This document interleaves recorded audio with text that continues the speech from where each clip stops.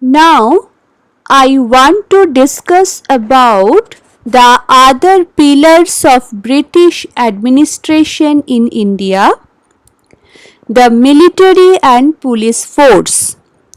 The duty of military was to safeguard the British occupied regions in India, acquire new territories and break down any revolt against the British in India.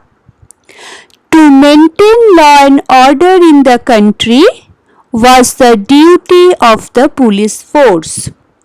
So children, the military was responsible to protect the Indian territories, to secure new territories and to quell uprising or revolt against the British in India. And the police force was responsible to maintain law and order within India. The another pillar of British administration, that is the judicial system. The British established a new judicial system in India on the basis of judicial system in England. Every district had a civil and criminal court to solve the local cases.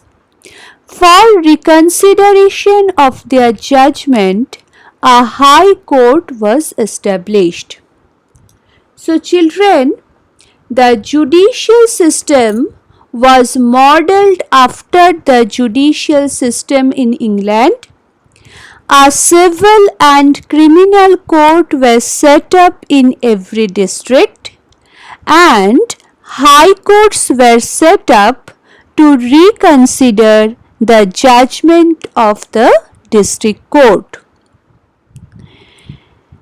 Children, here I want to tell you about the merits and defects in judicial system. What were those merits? A committee under the leadership of Lord Macaulay enforced Indian Penal Code all over British ruled India. It was based on the British principle of equality before law.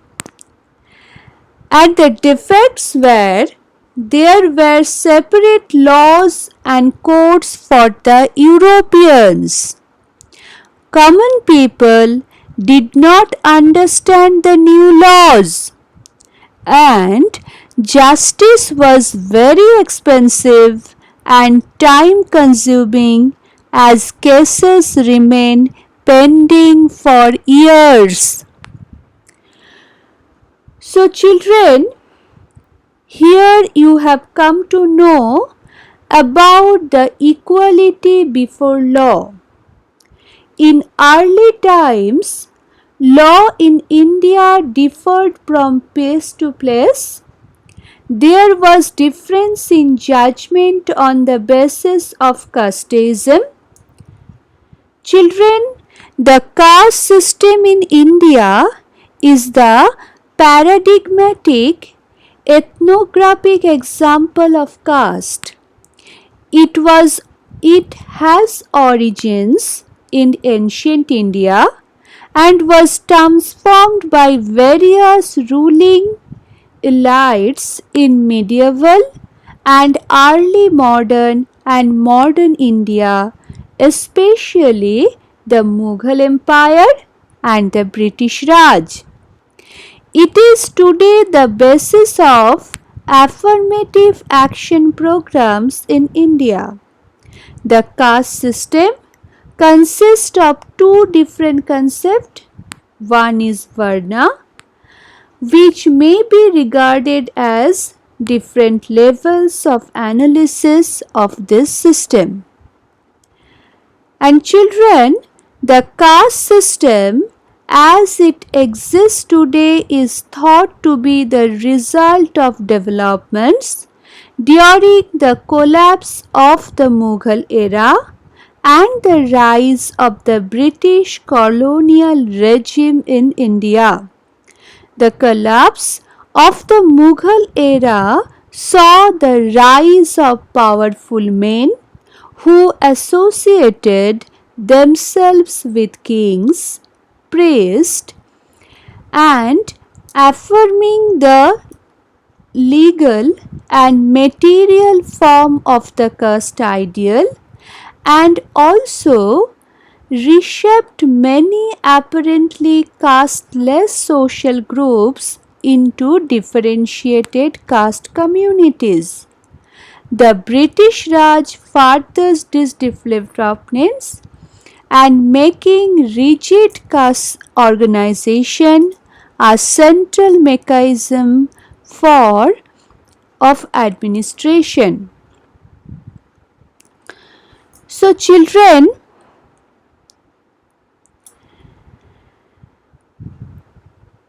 caste-based differences have been practiced in other regions and religions in the Indian subcontinent like Nepalese Buddhism, Christianity, Islam, Judaism and Sikhism.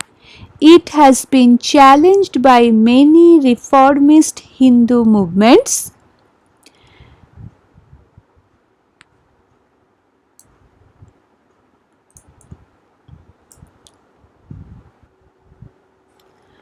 So children, India is a country which is known to be very cultural throughout the world.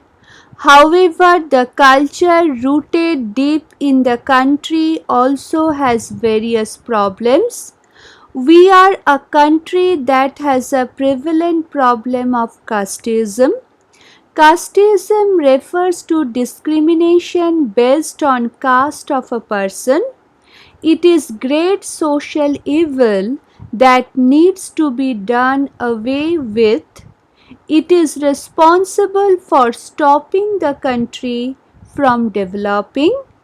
Furthermore, it also causes oppression, which is very bad for society.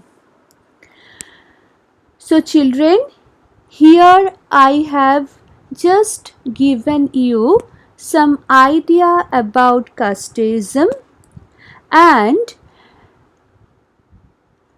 I have discussed that in early times law in India differed from place to place and there was difference in judgment on the basis of casteism. Children, also I have told you about some defects of judicial system. You have come to know that there were separate courts and different laws for the Europeans. New laws were difficult to be understood by common people, and also legal cases became an expensive affair for the community and the cases remained pending for years together. So children, here I have discussed about the pillars of British administration in India. Tomorrow I would like to continue the topic from economic policies of the British, and tomorrow I will try to conclude the topic. So the rest of the part of the topic I will discuss you tomorrow. So today I revised the portion which was already explained to you before, but as So many days were passed in between your exam. That's why just I have recapitulated those points today, and also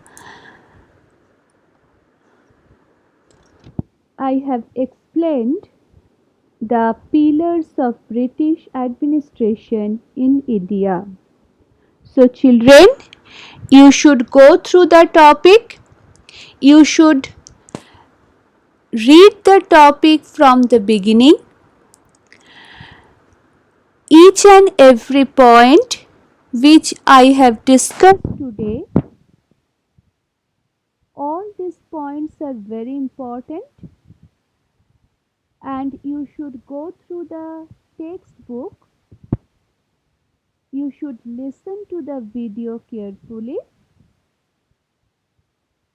If you go through the textbook and listen to the video carefully, I think there will be no problem for you to understand the topic properly. Thank you. Have a nice day. Stay safe. Stay healthy.